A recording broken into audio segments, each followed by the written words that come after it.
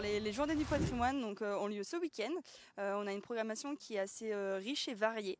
Il faut savoir aussi que les journées du patrimoine, elles commencent déjà dès le vendredi avec une animation. En fait, des animations pour le jeune public. Donc voilà, c'est une journée qui est dédiée aux scolaires.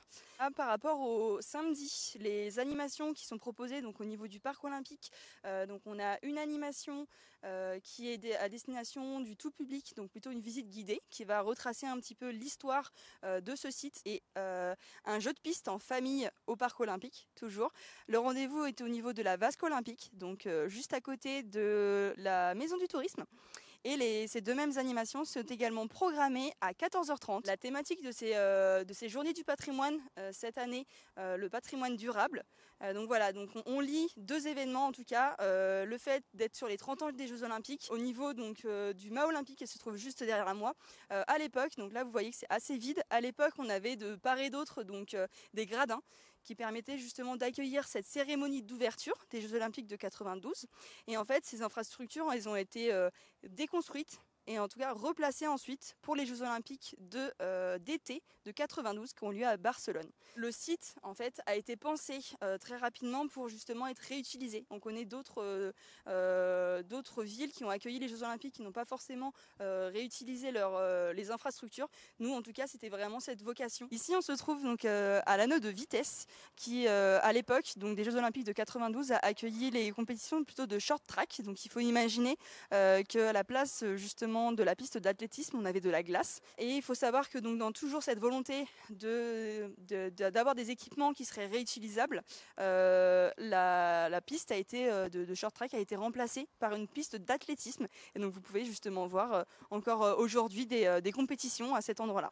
La cérémonie d'ouverture des Jeux Olympiques de 92 a été aussi pionnière, donc voilà, avec la présence et la mise en œuvre d'un spectacle par le chorégraphe donc Philippe Découfflet. Donc ça marque un renouveau dans les cérémonies d'ouverture des Jeux Olympiques justement.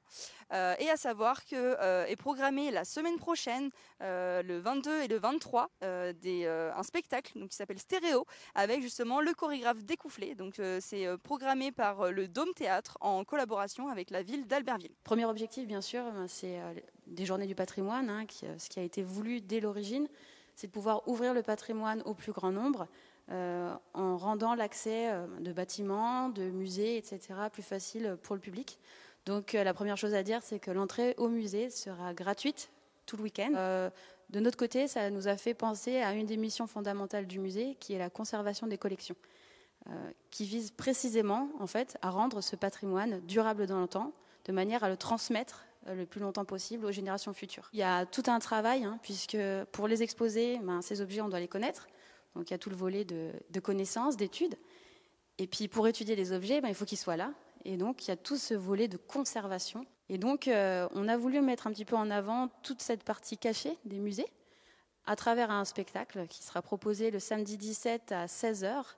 Ça va être une petite pièce de théâtre qui est assurée par la compagnie de l'Anti-Sèche, qui permettra au public de se plonger dans les coulisses du musée, accompagné d'un régisseur des collections et d'une spécialiste du patrimoine, voir comment, au quotidien, les professionnels de musée gèrent leurs collections. Le public sera quelques moments un peu sollicité par les acteurs pour voir vraiment concrètement ce qu'on fait dans un musée. On va avoir une visite guidée dimanche à 10h30 par un guide conférencier qui permettra de découvrir toutes les collections du musée, en particulier une pièce que j'ai derrière moi qui est un peu surprenant. On se pose un peu la question de savoir ce que c'est de temps en temps. En fait, la pièce est présentée à l'envers. Il s'agit d'un tabouret de traite qu'on appelle aussi plus localement un botacu.